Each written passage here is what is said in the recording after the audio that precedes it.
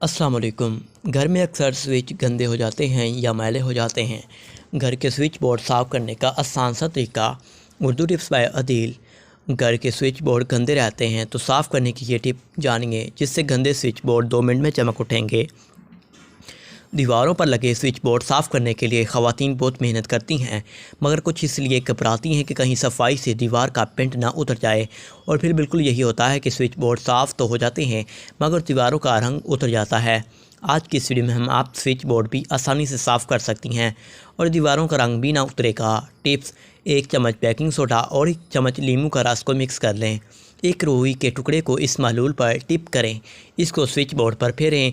लीजिए, हो गया आपके सारे स्विच बोर्ड साफ़।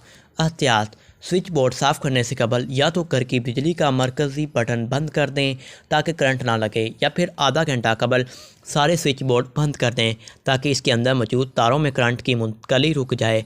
फिर आसानी से साफ़ करें बगैर